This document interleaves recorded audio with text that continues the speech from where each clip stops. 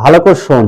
Class 10 এর প্রথম অধ্যায় যেটা আছে সেটা আছে বহির্জাত প্রক্রিয়া। একটু মন দিয়ে শোন, মিনিট 15 ভালো করে শোন। হ্যাঁ, বই লাগবে না, তোরা মোটামুটি কর। প্রথম আছে বহির্জাত প্রক্রিয়া।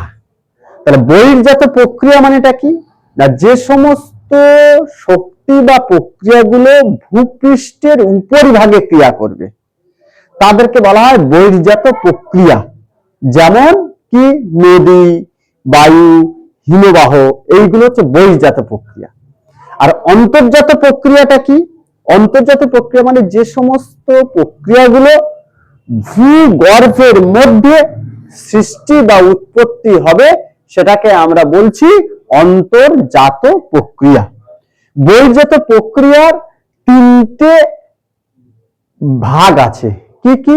আরোহণ, অবরোহণ আর পর্যায়। আরোহণ মানেটা কি? আরোহণ মানে তোমরা জানো সবাই, যে বহির্জাত প্রক্রিয়ার দ্বারা ভূপৃষ্ঠের উচ্চতা বৃদ্ধি পায় সেটাকে বলা হয় আরোহণ। আর যে বহির্জাত প্রক্রিয়ার দ্বারা ভূপৃষ্ঠের উচ্চতা হ্রাস পায় তাকে বলা হয় অবরোহণ। আর যে প্রক্রিয়ার দ্বারা ভূপৃষ্ঠ সমতল পৃষ্ঠে পরিণত হয় তাকে বলা হয় পর্যায়ন। সমতল পৃষ্ঠে, বুঝতে পেরেছিস? উচ্চতাটা কি হলো? তাহলে আরোহণটা কি?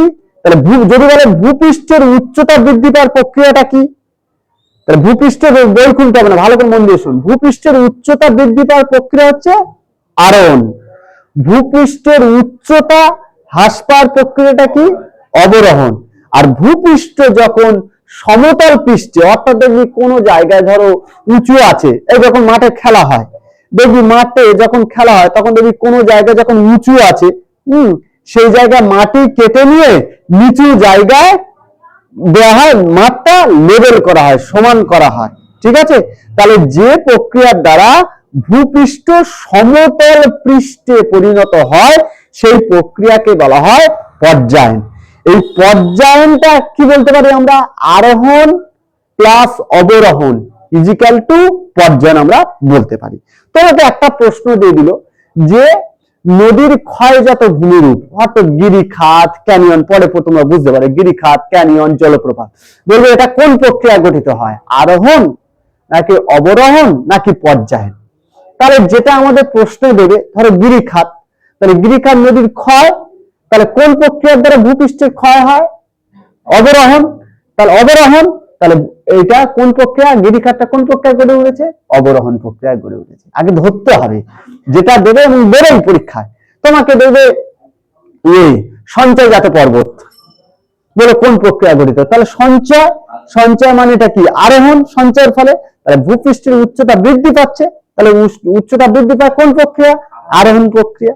তাহলে বোঝা গেছে তিনটে জিনিস। তাহলে এগুলো কার ভাগ? এগুলো বহির্জাত প্রক্রিয়ার ভাগ। আরোহণ, অবরোহণ, পর্যায়ন। তাহলে আরোহণ হচ্ছে ভূপৃষ্ঠের উচ্চতা বৃদ্ধি, অবরোহণ হচ্ছে ভূপৃষ্ঠের উচ্চতা হ্রাস। সেই উচ্চতা হ্রাস করবে কারা? বিভিন্ন প্রাকৃতিক শক্তি, বিভিন্ন প্রাকৃতিক শক্তি দ্বারা উচ্চতা। আর পর্যায়ন মানে যেটা সমতল পৃষ্ঠে পরিণত হয়। পর্যায়ন মানে হচ্ছে সমতল পৃষ্ঠে পরিণত হয়।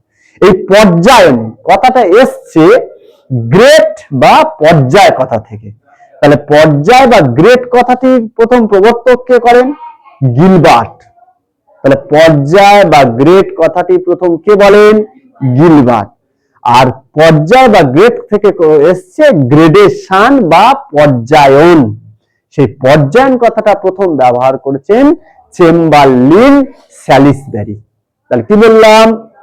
পর্যায় কথাটা প্রথম ব্যবহার করেছেন গিলবার্ট, আর পর্যায়ন কথাটা প্রথম ব্যবহার করেছেন চেম্বারলিন বা স্যালিসব্যারি।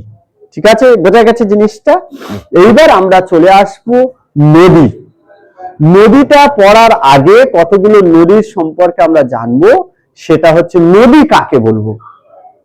নদী কাকে বলবো না, যে স্বাভাবিক জলধারা কোনো উচ্চভূমি থেকে উৎপন্ন হয়ে ভূমির ঢাল অনুসারে নিম্ন দিকে প্রবাহিত হয়, গিয়ে কোনো হ্রদ বা সাগর বা সমুদ্রে গিয়ে পতিত হয়, সেই স্বাভাবিক জলধারাকে বলা হয় নদী। বুঝা যাচ্ছে? এই নদীর একটা উৎস অঞ্চল আছে, নদীর একটা মোহনা আছে।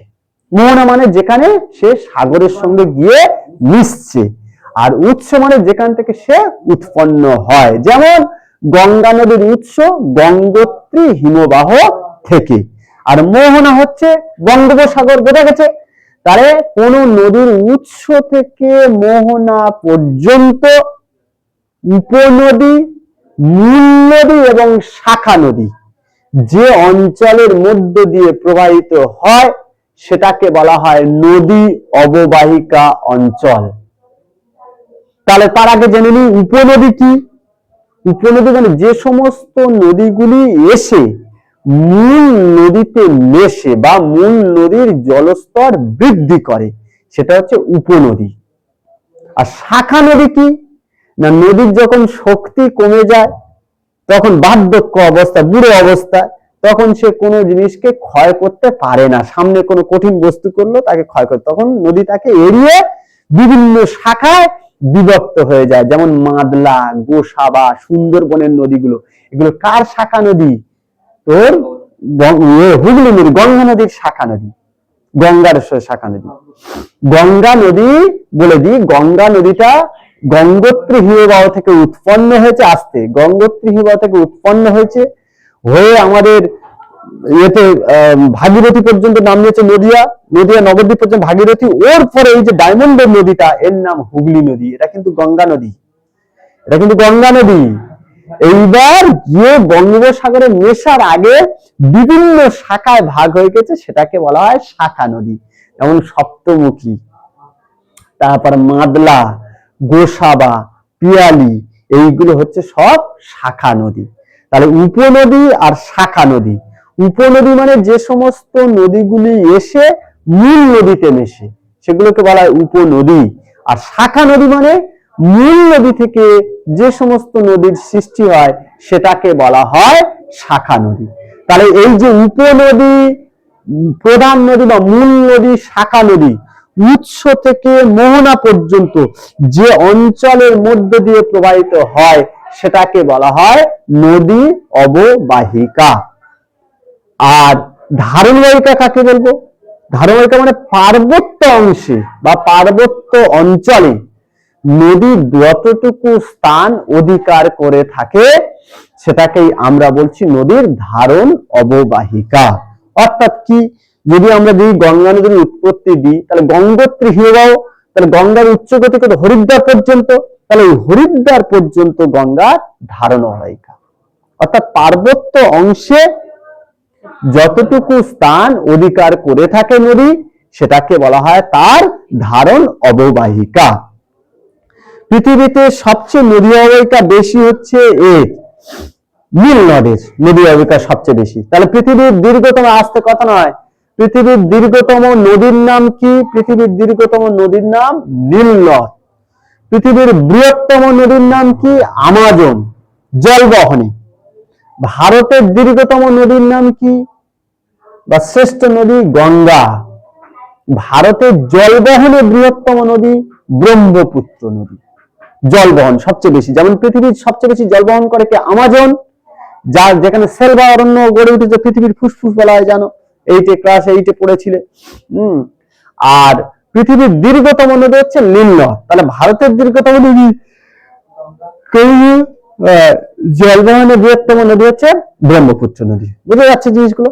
এইবার চলে আসি জল বিভাজিকা কি। জল বিভাজিকা কি? জল বিভাজিকা অর্থাৎ জলকে যে বিভাজন করেছে। তাহলে যে উচ্চভূমি পাশাপাশি অবস্থিত দুটি নদী অববাহিকাকে পৃথক করে দেয়। ধরো এটা স্ট্যান্ডটা উচ্চভূমি, তাহলে এদিকটা একটা নদী গেছে, এদিকটা একটা নদী গেছে, এটাকে বলা হয় জলবিভাজিকা। তাহলে যে উচ্চভূমি পাশাপাশি অবস্থিত, সেই উচ্চভূমিটা অবশ্যই পর্বত হতে পারে, সেই উচ্চভূমিটা অবশ্যই পাহাড় হতে পারে। যেমন বিন্দা পর্বত, উত্তর ভারতের নদ নদী আর দক্ষিণ ভারতের নদ নদী। উত্তর ভারতের নদ নদী কি কি? গঙ্গা, সিন্ধু, ব্রহ্মপুত্র। কি হলো? দক্ষিণ ভারতের নদ নদী হচ্ছে কি কি আছে? মহানদী, গোদাবরী, কৃষ্ণা, কাবেরী, এগুলো দক্ষিণ ভারতের নদী, নর্মদা, তাপ্তি। তাহলে এই যে উত্তর ভারত আর দক্ষিণ ভারত ভাগ করেছে কে? বিন্দা পর্বত। তাহলে জলবিভাজিকা কাকে বলবো? না, যে উচ্চভূমি পাশাপাশি অবস্থিত দুটি নদী অববাহিকাকে পৃথক করে বা আলাদা করে সেটাকে বলা হচ্ছে জলবিভাজিকা। বোঝা গেছে? তাহলে ধারণবিভাজিকা কি আমরা পড়লাম? আমরা পড়লাম নদী অববাহিকা কি, আমরা পড়লাম জলবিভাজিকা কি। বলো, তিনটে বুঝতে পেরেছো না? আবার বলবো, পড়বে। আবার একবার বলে দিচ্ছি, উৎস থেকে মোহনা পর্যন্ত উপনদী, মূল নদী, শাখা নদী যে অঞ্চলের মধ্য দিয়ে প্রবাহিত হয় সেটাকে বলা হয় নদী অববাহিকা। ধারণবিভাজিকা কাকে বললাম? না, পার্বত্য অংশে নদী যতটুকু স্থান অধিকার করে আছে সেটাকে বলা হয় ধারণ অববাহিকা। জলবিভাজিকা কাকে বললাম? না, যে উচ্চভূমি পাশাপাশি অবস্থিত দুটি নদী অববাহিকাকে পৃথক করে তাকে আমরা বলছি জলবিভাজিকা। আচ্ছা, যদি বলে একটা বহির্জাত শক্তির উদাহরণ দাও। বহির্জাত শক্তি যারা ভূপৃষ্ঠের উপরিভাগে কাজ করে। নদী বললাম তো, যে সমস্ত শক্তিগুলি বলেছি, প্রথমেই বলেছি, যে সমস্ত শক্তিগুলো মাটির উপরিভাগে বা ভূপৃষ্ঠের উপরিভাগে কাজ করে তাকে বলা হয় বহির্জাত শক্তি। যেমন নদী, বায়ু, হিমবাহ, সমুদ্র তরঙ্গ, এটা হচ্ছে বহির্জাত শক্তি। আর অন্তর্জাত শক্তি কি? যারা ভূগর্ভের মধ্যে কাজ করে, যেমন ভূমিকম্প, যেমন অগ্ন্যুৎপাত, এগুলো থাকবে। বুঝতে পেরেছো? আচ্ছা, এইবার এই আরোহণ অবরোহণ করতে গিয়ে তিনটে জিনিস চলে আসবে, সেটা হচ্ছে আবহবিকার, ক্ষয়ীভবন আর পুঞ্জিত ক্ষয়। চলে আসবে, তা ওটা পরে হবে, এখন দরকার নেই। তাহলে আরোহণ বলতে কি বোঝো? বুঝতে পেরেছো? অবরোহণ বলতে কি বলতে বুঝতে পেরেছো? পর্যায়ন বলতে কি বলতে তোমরা বুঝতে পেরেছো? অসুবিধা হবে না, ভালো করে শুন। তাহলে পর্যায়ন কথাটা বলেছেন চেম্বারলিন আর স্যালিসব্যারি। পর্যায়ন আর পর্যায় বলেছে বা গ্রেট কথা পরীক্ষা এইভাবে আসবে। গ্রেট কথাটি প্রথম কে ব্যবহার করেন? গিলবার্ট। গ্রেট কথাটি প্রথম ব্যবহার করেছেন গিলবার্ট। বুঝতে পেরেছো গ্রেট কথাটি? আচ্ছা, এইবার এখান থেকে তাহলে আরোহণ, পর্যায়ন, অবরোহণ কমপ্লিট। দেখি বইটা দেখি। আবহবিকার, আবহবিকার আমরা পড়েছি ক্লাস 9-এ। আবহাওয়ার দ্বারা ভূপৃষ্ঠের বিকার বা পরিবর্তনকে আমরা আবহবিকার বলবো। ক্ষয়ীভবন জিনিসটা আমরা জানি। ক্ষয়ীভবন মানে কি বললাম আমরা? যে যখন ক্ষয়ীভবন মানে এটা কি আমরা বলেছিলাম ক্লাস 9-এ, মনে আছে? হ্যাঁ, সেই আবহবিকারগ্রস্ত পদার্থগুলো যখন বিভিন্ন প্রাকৃতিক শক্তির দ্বারা এক স্থান থেকে অন্য স্থানে স্থানান্তরিত হবে সেটা হচ্ছে ক্ষয়ীভবন। স্থানান্তর না হলে সেটা আবহবিকার, মানে যে জায়গা ভেঙে আছে সে জায়গা পড়ে আছে সেটা হচ্ছে আবহবিকার। আর যখন স্থানান্তর হবে ওটা তো আবহবিকার। হ্যাঁ, ধরো আমি এইটা কাটলাম, এখানে কেটে ব্লেড দিয়ে কেটে আমি এখানে ফেলে রাখলাম, আবহবিকার। এবার ও বলে কেটেছে রে, এই ঘরটা ময়লা হয়েছে, এটা ঝাড় দিয়ে ফেলে দে। তাহলে যখন আমি ঝাড় দিয়ে ফেলে দিচ্ছি, এখানে ঝাঁটা কে বা কুঁচতে কে হবে? নদী হতে পারে, বায়ু হতে পারে, হিমবাহ হতে পারে, বহির্জাত শক্তি। এগুলো ফেলে দিল, ফেলে দেওয়ার পরে এই স্থানটা যে ভাঙা অংশগুলো স্থান পরিবর্তন করলো, তাহলে এটা স্থানান্তর। আর নিচের এইগুলো ফেলে দেওয়ার ফলে নিচের স্তরটা তুই দেখতে পেলি, উপরের স্তরটা তুই তো আবর্জনা সরিয়ে দিলি, নিচের স্তরটা দেখতে পেলি, ওই নিচে, এটাকে বলা হয় নগ্নি ভবন। এটাকে বলা হয় নগ্নি ভবন। হ্যাঁ, না না, তোর ভালো করে দেখো, আবার বলছি, এই কাগজটা তুললে তবে তো এখানে কি আছে আমি দেখতে পাবো। বুঝতে পেরেছো? ভালো করে বোঝ। তাহলে এই কাগজটা প্রথমে কাটলাম, কেটে এখানে ফেলে রাখলাম, আবহবিকার। এবার এটাকে সরিয়ে দিলাম, সরিয়ে দিলাম, সেটা ক্ষয়ীভবন। স্থানান্তর প্রক্রিয়াকে বলা হয় ক্ষয়ীভবন। আর ওই, হ্যাঁ, আর যেটা যে স্তরটা দেখা যাচ্ছে, নিম্নস্তর ভূত্বক যেটা দেখা যাচ্ছে, সেটা হচ্ছে নগ্নীভবন বা ডেনুডেশন। ওই জন্য আবহবিকার প্লাস ক্ষয়ীভবন না হলে কিন্তু ডেনুডেশন বা নগ্নীভবন হবে না। বুঝতে পেরেছো? নগ্নীভবন কিন্তু হবে না। ঠিক আছে?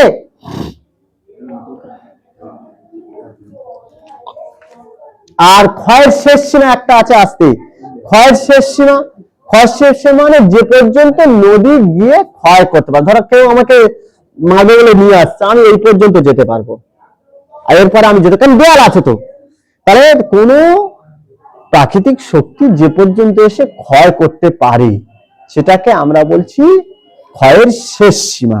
ক্ষয়ের শেষ সীমা ধারণের প্রবর্তককে যে ডব্লিউ পায়েল। নদী অববাহিকা বললাম, নদী কাকে বললে বললাম, ধারণায়িকা বললাম। আচ্ছা, ক্ষয়ের শেষ সীমা বললাম। ক্ষয়ের শেষ সীমা মানে নদী যে গভীরতা পর্যন্ত ক্ষয় করতে পারে, এরপর আর সে ক্ষয় করতে পারবে না, সেটা তার ক্ষয়ের শেষ সীমা। এবার আর্দ্র অঞ্চলে ক্ষয়ের শেষ সীমা হচ্ছে সমুদ্রপৃষ্ঠ, আর শুষ্ক অঞ্চলে ক্ষয়ের শেষ সীমা হচ্ছে প্লাহট। শুষ্ক অঞ্চলে ক্ষয়ের শেষ সীমা হচ্ছে প্লাহট বা ভৌম জলোত্তল। এই জিনিসটা মাথায় রাখবে। আর কি আছে এইগুলো মোটামুটি এই পর্যন্ত থাক। প্রথমে বলে দিচ্ছি, তাহলে এই আরোহণ অবরোহণ পর্যায় আর এই যেগুলো বললাম সেগুলো তোমরা। আর কিছু জিনিস একটা বলি, কি সেক কি মেক, নদী কতটা জোরে যাচ্ছে, যে বাইক কতটা জোরে যাচ্ছে, সেটা নদীর গতিবেগ। কার গতিবেগ? নদীর জলপ্রবাহ মাপার একক হচ্ছে কি সেক। কি করবে এটা? কি লিখে দেবো, মানে আগে কি কি পড়ানো হলো আর কি কি পড়ানো আছে। তো স্মার্ট স্টুডেন্টসরা, এই ক্লাসটা খুব মন দিয়ে করার জন্য সবাইকে অসংখ্য ধন্যবাদ। ভিডিওটা যদি তোমার ভালো লেগে থাকে অনেক অনেক বেশি করে শেয়ার করে দাও, লাইক করো, কমেন্ট করো, আর বন্ধু বান্ধবীদের মধ্যে বেশি বেশি করে আমাদের ভিডিও এবং চ্যানেলের লিঙ্কটা পাঠাতে হবে। কারণ কি, আমরা চাইছি স্মার্ট টিউটোরিয়াল হাব পরিবারটাকে অনেক অনেক বড় করার জন্য। তুমি এই পরিবারের অত্যন্ত একটা গুরুত্বপূর্ণ সদস্য, তোমারও কিন্তু দায়িত্ব আমাদের পরিবারটাকে সবার কাছে পৌঁছে দেওয়ার জন্য। সবাই ভালো থাকবে, সুস্থ থাকবে, নিজের খেয়াল রাখবে আর পড়াশোনা করবে। ঠিক আছে? Thank you.